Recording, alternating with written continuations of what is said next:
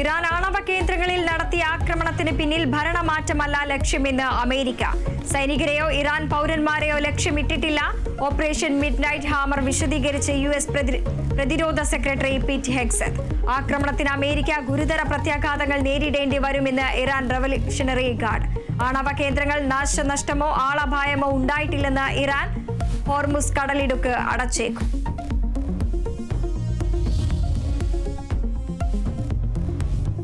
അമേരിക്കയുടെ ഇറാൻ ആക്രമണത്തെ അനുകൂലിച്ചും പ്രതികൂലിച്ചും ലോകരാജ്യങ്ങൾ. അമേരിക്കയുടേത് ചരിത്രം തിരുത്തുന്ന നിലപാടെന്ന് പ്രധാനമന്ത്രി ബെഞ്ചമിൻ നെതന്യാഹു.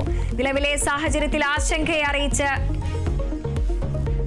ഇന്ത്യ. അന്താരാഷ്ട്ര നിയമങ്ങളുടെ ലംഘനമെന്ന് റഷ്യ. ആവശ്യമെങ്കിൽ ഇറാൻ ആണവായുധം നൽകുമെന്നും റഷ്യ.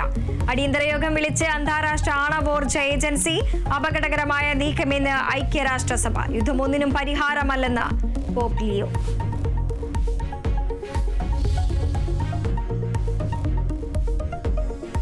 അഭിനേതാക്കളുടെ സംഘടനയായ അമ്മയിൽ തെരഞ്ഞെടുപ്പ്. മോഹൻലാലിന്റെ നിർദ്ദേശപ്രകാരമാണ് തെരഞ്ഞെടുപ്പ്. അഡ്ഹോക് കമ്മിറ്റിയുടെ കാലാവധി അവസാനിച്ചു. 3 മാസത്തിനുള്ളിൽ തെരഞ്ഞെടുപ്പ് നടത്താൻ ധാരണ. അതുവരെ നിലവിലെ ഭരണസമിതി തുടരും.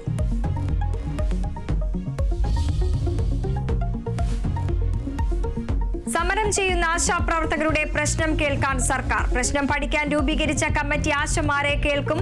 യോഗം ഈ മാസം 30-ന്. എല്ലാ ട്രേഡ് യൂണിയൻ പ്രവർത്തകരുമായും വിദഗ്ധ സമിതി ചർച്ച നടത്തും. സർക്കാർ കമ്മിറ്റിയെ വച്ചത് വേതന വർധനവ് ഉൾപ്പെടെയുള്ള ആവശ്യങ്ങൾ പഠിക്കാൻ. ആശമാർക്ക് 3 മാസത്തെ ഓണറേറിയ മുൻകൂറായി അനുവദിച്ച സർക്കാർ.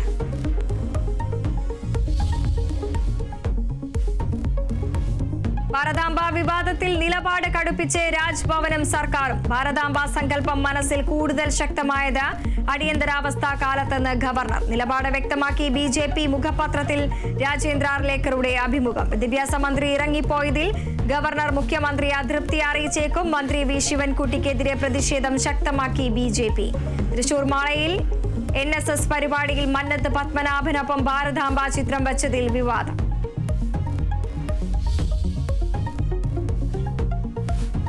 Janaki versus state of Kerala ചിത്രത്തിന് അനുമതി നിഷേധിച്ചതിൽ വിമർശനം. നടപടി ആവിഷ്കാര സ്വാതന്ത്ര്യത്തിനെതിരെന്ന് FEFKA general secretary B Unnikrishnan.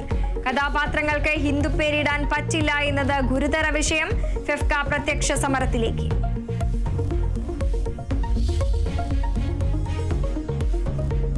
Nilambur ഉപതെരഞ്ഞെടുപ്പ് ഫലപ്രഖ്യാപനം നാളെ. വിജയപ്രതീക്ഷ കൈവിടാതെ മുന്നണികൾ. ഭരണവിരുദ്ധ വികാരം തുണയ്ക്കുമെന്ന് UDF. വിജയസാധ്യത തള്ളാതെ LDF. 75,000 വോട്ടിന് ജയം നേടുമെന്ന് PV അൻവർ. വോട്ടെണ്ണൽ ആരംഭിക്കുക രാവിലെ 8 മണിയോടെ.